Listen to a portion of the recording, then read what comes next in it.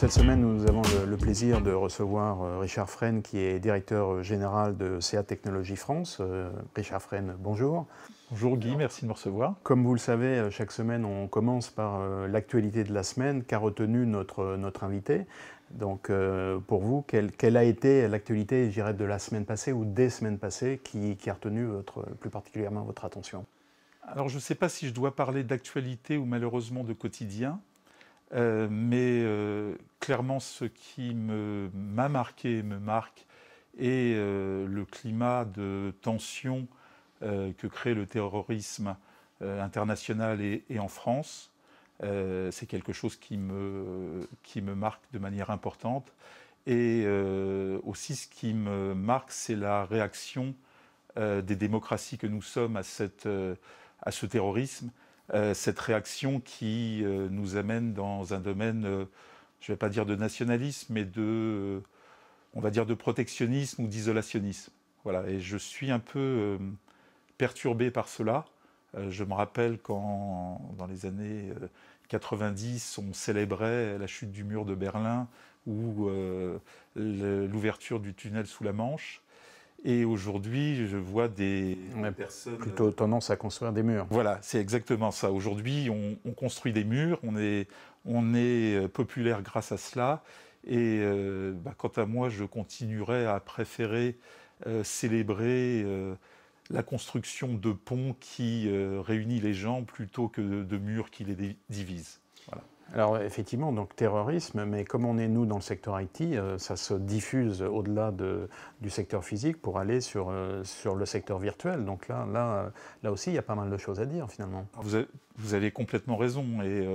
Et d'ailleurs, il y a une étude qui est sortie, je crois, hier ou avant-hier, sur le sujet qui est très alarmant, puisque, alors je ne vais pas parler du cyberterrorisme et de l'élection des États-Unis avec Donald Trump et Hillary Clinton, mais si je prends simplement ce qui est la piraterie économique, j'ai vu que l'on disait que la piraterie pour 2016 aura rapporté aux hackers 2500 milliards de dollars, ce qui est incroyable, ce qui est une somme incroyable. C'est en gros, en ordre de grandeur, c'est le budget de la France. Donc oui, absolument. Et puis c'est 5 fois le montant estimé de l'an passé, donc 500% de croissance, ce qui est extrêmement inquiétant. Ce qui est presque aussi inquiétant, c'est que c'est une faille majeure identifiée par jour, donc on ne sait pas quelle est la partie émergée de l'iceberg. Celles-ci, ce ne sont que les failles majeures identifiées. Et puisqu'on est dans le domaine IT et qu'on est notamment en tant que c'est un fournisseur aussi de solutions de sécurité, ce qui m'inquiète presque autant, c'est de voir que dans le même sondage, il était mentionné que 70% des entreprises considéraient qu'elles étaient tout à fait bien protégées contre les cyberattaques. Et j'ai peur que ce chiffre soit fortement optimiste. Mmh. Donc le message « Dormez tranquille, bonnes gens » n'est pas tout à fait d'actualité. Je pense qu'il est temps de se réveiller. Ok. Alors on va rentrer un peu plus maintenant sur CA Technologies. Donc tout le monde vous connaît. Néanmoins, je me demande même s'il n'y a pas certains de vos clients qui vous appellent pas encore Computer Associates, parce qu'il y a eu un changement de nom il y a quelques années, donc de Computer Associates à CA Technologies. Et l'entreprise que vous étiez à ce moment-là n'est certainement pas celle que vous êtes aujourd'hui. Donc est-ce que si vous aviez le pitch de CA Technologies en, je dirais, 1 minute, comment vous présenteriez l'entreprise aujourd'hui? Alors, avant de présenter l'entreprise, je vais revenir à ce que vous avez dit, parce que vous aussi, je pense que vous êtes optimiste, Guy. Je suis ravi que vous pensiez que tout le monde nous connaît. Moi, j'ai quelques doutes, notamment en France. Je pense qu'on a 4 niveaux de connaissance de CA. Tout le monde du secteur, j'entends. Oui, oui. Je pense que même dans le secteur, le premier niveau de non-connaissance, je vais dire, c'est que malheureusement encore des entreprises, des gens dans les entreprises ne connaissent pas CA Technologies, ce qui est une première chose.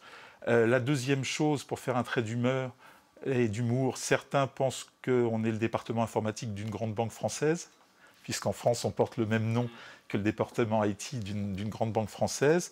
Et puis, comme vous l'avez dit, le troisième niveau, des gens connaissent Computer Associates et font référence à la société qu'on était, c'est-à-dire une société des années 70, 80, 90, orientée purement mainframe, ce qui est loin de ce qu'on est aujourd'hui. Et je dirais qu'il y a même un quatrième niveau qui est les gens qui connaissent un pan de notre offre, que ce soit API, que ce soit Agile, que ce soit sécurité, que ce soit DevOps, qui nous identifie sur un de ces thèmes-là, sans avoir, je dirais, la vue globale. Donc effectivement, on a changé, on n'est plus cette société. Aujourd'hui, on est une société qui a l'ambition d'aider ses clients sur l'ensemble du cycle de vie de l'application de ses clients.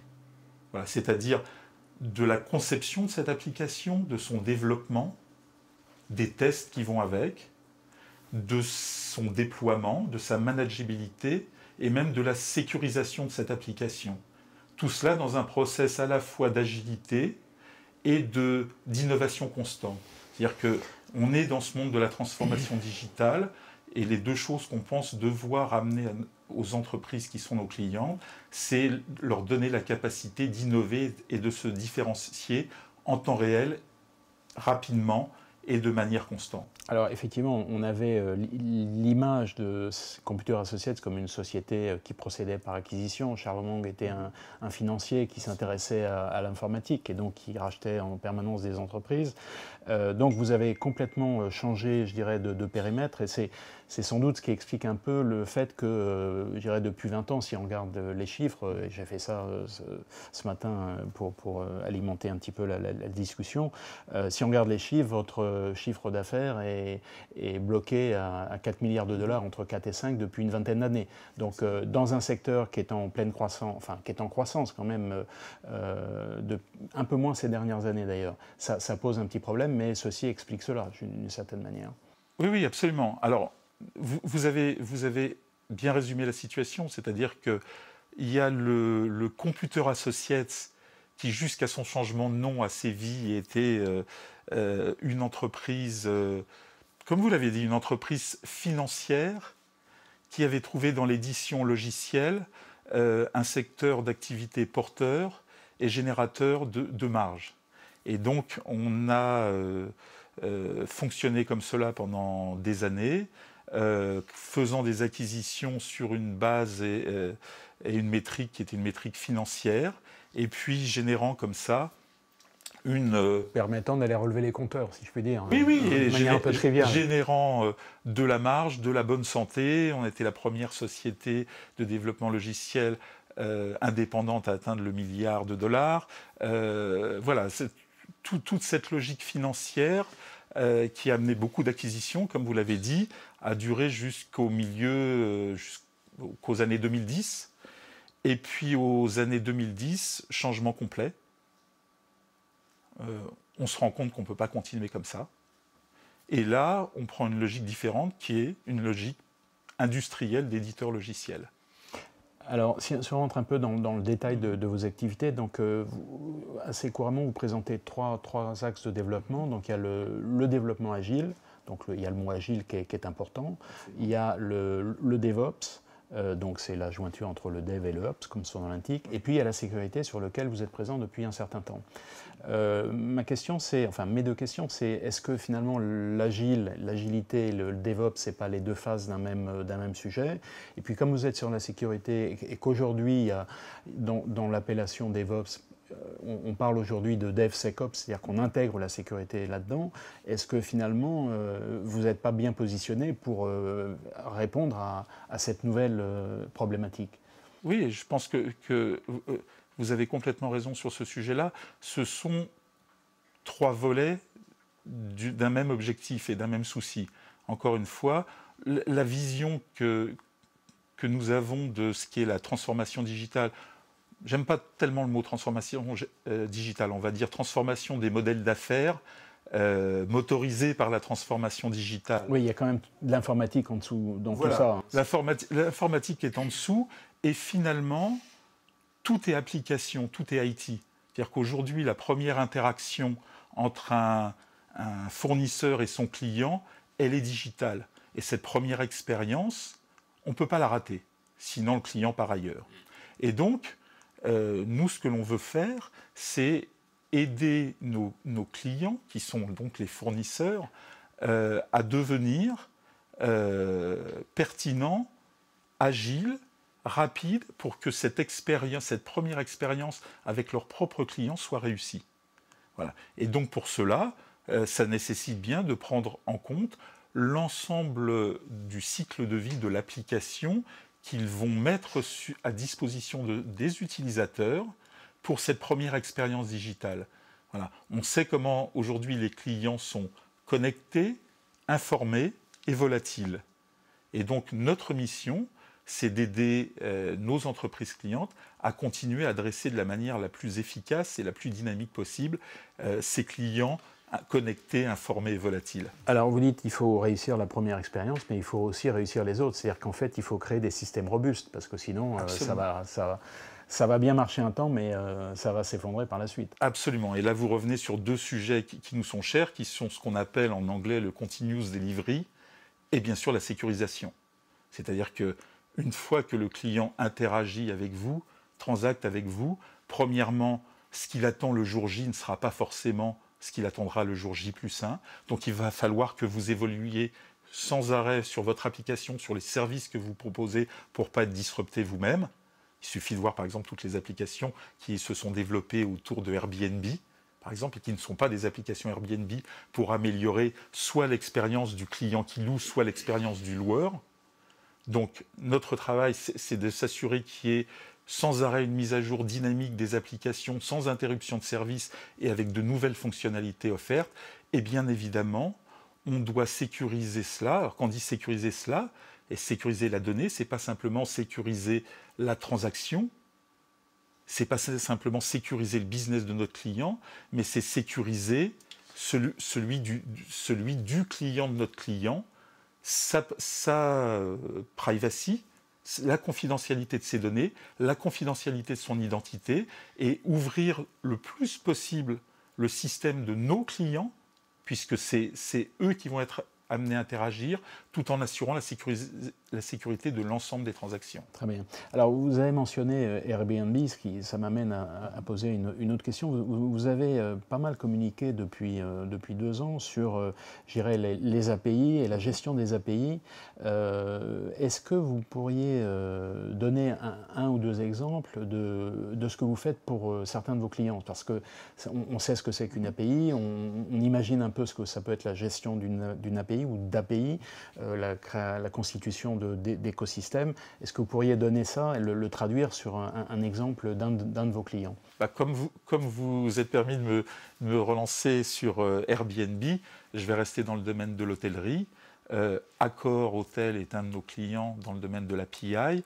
Et comme vous le savez, Accor Hotel, en réaction avec Airbnb et aussi en prévision du futur business model, a décidé au sein du programme de transformation digitale mis en place par Sébastien Bazin de constituer une place de marché des réservations, incluant Accor et des partenaires d'autres écosystèmes, puisqu'on est dans un système de compétition maintenant. Et cette marketplace repose sur les API de CA Technologies. Et donc c'est vous qui en faites la gestion.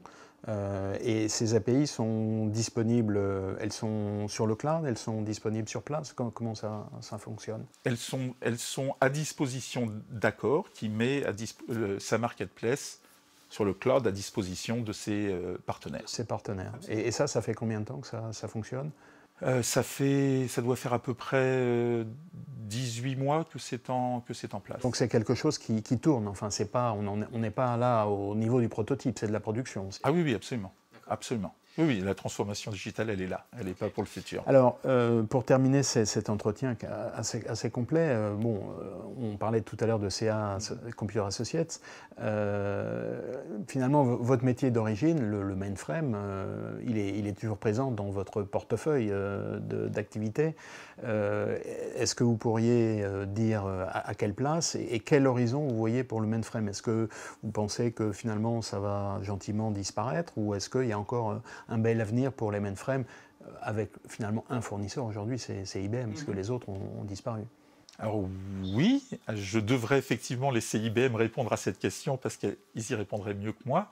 Oui, c'est une place toujours importante chez CA Technologies puisque d'abord en termes de chiffre d'affaires, c'est encore aujourd'hui la moitié de notre chiffre d'affaires. Ah oui, donc c'est très important. Donc c'est très important. Deuxièmement, on en est fier. C'est-à-dire qu'aujourd'hui, si les trains de la SNCF roulent, c'est aussi grâce à nos technologies. Et si vous arrivez en retard, c'est aussi grâce à votre technologie? On doit être responsable quelque part, peut-être. Si les banques fonctionnent, c'est grâce aussi à ces technologies. On a notre brique de l'édifice, donc on est très fiers de ce que l'on fait. Et on est aussi content parce que, pour être tout à fait franc, si nous avons pu nous réinventer et être aujourd'hui un partenaire majeur de grands clients sur leur transformation digitale, c'est aussi parce que le chiffre d'affaires généré par la partie mainframe nous a permis de faire d'énormes efforts de recherche et développement sur les nouveaux sujets que vous avez évoqués, le Agile, le DevOps, la sécurité, etc. Voilà. Mort ou pas mort, alors écoutez, pour être franc, je suis mal placé pour y répondre. Bon, cela dit, ça fait 40 ans qu'on dit que le mainframe va mourir. Donc, j'ai sévi il y a très longtemps dans une société qui s'appelait Sequent Computer et qui faisait des mainframes sous Unix. Et avec le Gartner, on expliquait que le mainframe était mort. Et c'était effectivement il y a 25 ans, pour me rajeunir. Donc, il était mort il y a 25 ans, mais a priori, il est toujours en bonne santé aujourd'hui. Je sais qu'IBM fait énormément de développement sur le sujet. Ils annoncent Z-Cloud, etc. Donc, vous dire que c'est l'architecture de demain, j'irai pas jusque-là. Vous dire qu'a priori, il y en a encore pour quelques années, vu l'arrivée du Z13 et autres. Je pense que les clients et IBM peuvent être rassurés sur le sujet. Bah écoutez, je propose dans l'immédiat qu'on attende le Z14. Je vous donne rendez-vous dans 25 ans. Et en tout cas, Richard Fresne, merci beaucoup pour cet entretien. Merci Guy pour votre accueil.